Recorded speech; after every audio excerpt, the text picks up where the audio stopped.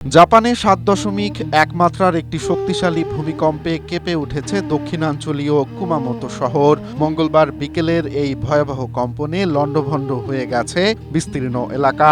সবচেয়ে বড় দুর্ঘটনাটি ঘটেছে আঞ্চলিক বৃহত্তম শপিং মলে। ভূমিকম্পের পরপরই এক বিকট বিস্ফোরণে কেঁপে ওঠে মলটি। পুলিশের ধারণা, এতে বেশ কয়েকজন নিহত হয়েছেন এবং ভেতরে আটকা পড়ে আছেন অনেকেই।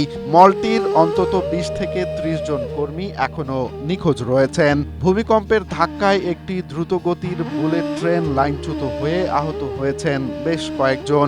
এছাড়া স্থানীয় দুটি হাসপাতালেই ভর্তি করা হয়েছে ৯০ জনের বেশি আহতকে, যাদের অনেকের অবস্থাই আশঙ্কাজনক। দুর্যোগের কারণে বিদ্যুৎহীন হয়ে পড়েছে হাজার হাজার ঘরবাড়ি, ভেঙে পড়েছে রাস্তাঘাট, সেতু ও ভবন। সতর্কতা হিসেবে প্রায় ৩ লাখ মানুষকে দ্রুত নিরাপদ আশ্রয়ে সরে যাওয়ার নির্দেশ দিয়েছে সরকার। নিখোঁজদের উদ্ধার ও সহায়তায় মাঠে নেমেছে শত শত সেনা সদস্য।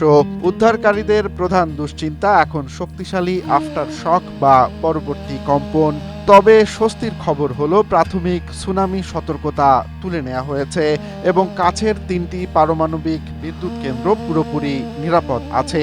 পরিস্থিতি নিয়ন্ত্রণে প্রধানমন্ত্রী সানায়ে তাকাইচি সবাইকে দ্রুত নিরাপদ স্থানে আশ্রয় নেয়ার আহ্বান জানিয়েছেন।